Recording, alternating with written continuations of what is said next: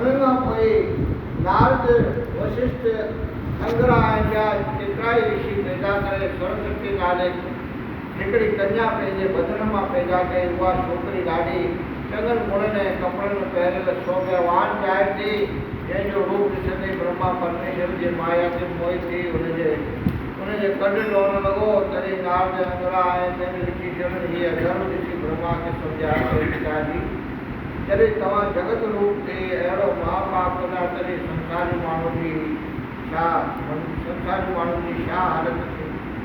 जॾहिं ब्रह्मा खे संदसि पुट जे सम्झाइण सां ज्ञान थियो तॾहिं ॾाढो शर्मिंदो थी हिकदमि उहो शरीर त्यागे ॿियो शरीर धारण कयो ऐं ब्रह्मा जे लाशे मां हिकिड़ो अंधेरो निकिरी संसार में ज़ाहिर थियो, जो सुबुह जे वक़्तु ॾिसण में अचे थो।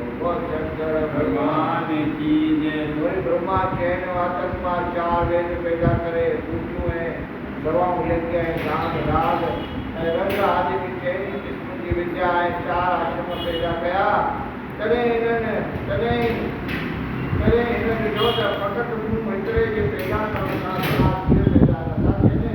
तॾहिं पंहिंजे सॼे अंग मां शर्म नाले हिकिड़ो पुछ ऐं खॿे अंग मां रूप नाले हिकिड़ी पैदा करे उन्हनि ॿिन्हिनि जो पाण में विवाह कराए चयाईं त तव्हां ॿई संसार जी रचना लाइ पाण में समागम करे मनुष्य पैदा करियो। इहो ॿुधी शर्म चयो ब्रह्मा, मूंखे तव्हांजी आज्ञा क़बूल आहे, पर उन्हनि मनुष्यनि जे रहण वास्ते जॻह ठाहियो। चोत्र पाणी आहे, उहे हाणे ताईं जेके पैदा थिया आहिनि से सभु कवन जे गुल ते वेठा आहिनि ऐं मुंहिंजे पैदा करण सां माण्हू वधीक थी करे रहंदा, वधीक थी किथे रहंदा।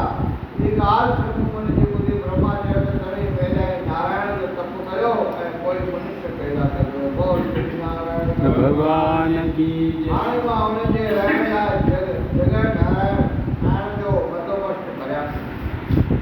अध्याय 13 ब्रह्मा जो नारायण